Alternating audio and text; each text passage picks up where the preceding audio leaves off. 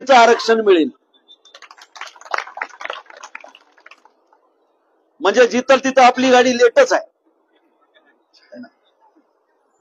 काय मागणी आहे आपली की आम्ही एसटी प्रवर्गामध्ये 36 नंबरवर नोंदवलेले आहोत आणि आतापर्यंत आम्हाला आरक्षणाची अंमलबजावणी झालेली नाही. गंमत आहे बघा, सरकार जे फडणवीसाच्या सत्तेवर आहे त्या फडणवीसांनी देखील हे मान्य केलेलं आहे. 2014 मध्ये बारामतीला मोठं आंदोलन झालं, आपल्यापैकी बरेच लोक आले होते. त्या आंदोलनामध्ये विरोधी पक्ष नेते म्हणून फडणवीस आले, आपला पवित्र भंडारा कपाळावर लावला, पिवळी दस्ती गळ्यात घातली आणि सांगितलं की तुमचा प्रश्न मला कळलेला आहे. आता आम्हाला असं वाटतं की बाबा फडणवीसाच्या परंपरेतल्या माणसाला एकदा कळाल्यावर ते पक्कच कळते काही. आम्ही अडाणी माणसं आहोत, मेंढराच्या मागे जाणारे, गावकुसातली कामं करणारी माणसं आम्ही. पण फडणवीसची परंपरा तूप भाताची परंपरा आहे, शिक्षणाची परंपरा आहे. आमच्यासारखी मेंढपाळाची, आमच्यासारखी कुणब्याची परंपरा नाही.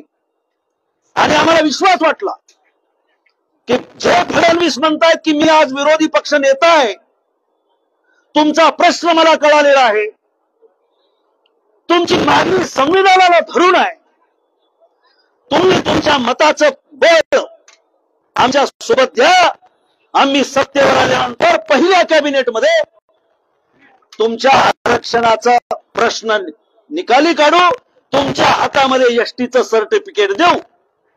येळकोट येळकोट जय मल्हार झालं, भंडारा आम्ही उधळला.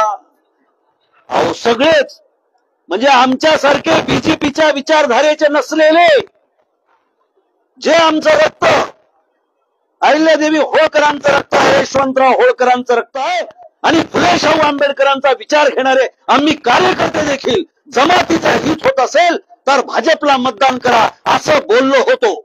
त्याच्यामध्ये दीपक बोराडे होते, आम्ही होतो सगळे. काय झालं?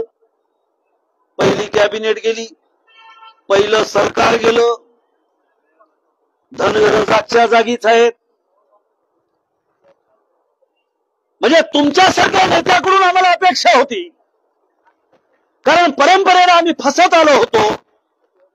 आम्हाला असं वाटलं होतं की तुमचं नवं सरकार आल्यानंतर तुम्हाला आमच्या मतांची गरज पडेल, तुम्ही आम्हाला सोबत घ्याल, पण तसं अजिबात झालं नाही. तुम्ही आमच्या पाठीमध्ये खंजीर खुपसला आणि त्याच्यानंतर पुन्हा तुम्ही स्वतःसाठी या महाराष्ट्राला म्हणालात मी पुन्हा येणार आहे, मी पुन्हा येणार आहे. काय येऊन काय करणार आहेस? गवत उपटिणार आहेस? येऊन काय करणार आहे? मी पुन्हा येणार आहे आणि धनगराचं आरक्षण देणार आहे असं जर तू म्हणला असतास तर तू मरेपर्यंत गादीहून तुला कोणी हटविलं नसतं, मरेपर्यंत. परंतु तुम्हाला धनगर म्हणजे भोळे भाबडे येडे वाटतात, ते आक्रमकपणानं पुढे येत नाहीत. रस्त्यावरच्या लढाया लढण्यामध्ये ते कमी पडतात, कारण पोट भरण्याची मारामार आहे. मेंढराच्या पाठीमागं शेतामध्ये दुसऱ्याचे शेत करतात, शेतमजुरीनं काम करतात, वाटेल त्या पद्धतीनं पोट भरतायत. अशी माणसं काय त्रास देणार आहेत? आणि त्यामुळं बांधवांनो, आपल्याला 2017 मध्ये 49-19 नंबरची आपण याचिका दाखल केली. आपल्यापैकी काही मंडळींना, सुशिक्षित मंडळींना माहित असेल, 4919 हा आपला याचिका क्रमांक होता. आणि त्यावेळेला सरकारनं एक ऍफिडेव्हिट दिलं, Dhangar is not existence, Dhangar is existence. या महाराष्ट्रामध्ये धनगड नावाची कुठलीच जमात अस्तित्वात नाही, आहेत ते धनगर आहेत. कोण म्हणले? यशपाल भिंगे म्हणला नाही, दुसरा कुठला नेता म्हणला नाही.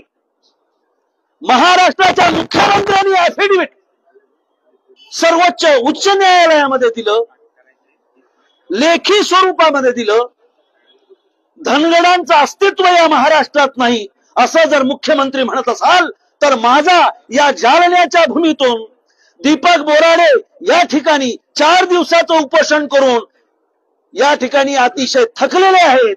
आपण सगळे साक्षीदार आहात.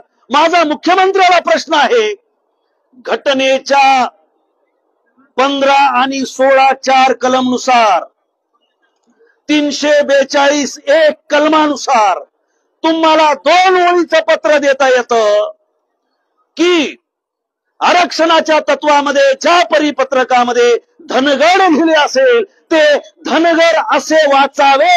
ते 2 ओळीचं पत्र तुम्ही राज्यपालाची सही घेऊन अध्यादेश म्हणून जाहीर करू शकता. तुम्ही मायबापाच्या इमानदार असाल तर. तुम्ही GR काढला की नाही, आमच्या काही पोटात दुखत नाही कोणाला मिळालं तर, परंतु आमची अवस्था तर बेकार आहे. संविधानाने आम्हाला दिलेला आहे. संविधानाच्या 2 सूच्या केंद्रामध्ये असतात. एक शेड्यूल कास्टची असते, दुसरी शेड्यूल ट्राईबची असते. या 2 सूचीमध्ये बदल करण्याचा अधिकार कुणालाही नाही. मग 36व्या नंबरवर असलेल्या धनगर जमातीचं अस्तित्व महाराष्ट्रात आहे की नाही ही पाहण्याची जिम्मेदारी कुणाची आहे?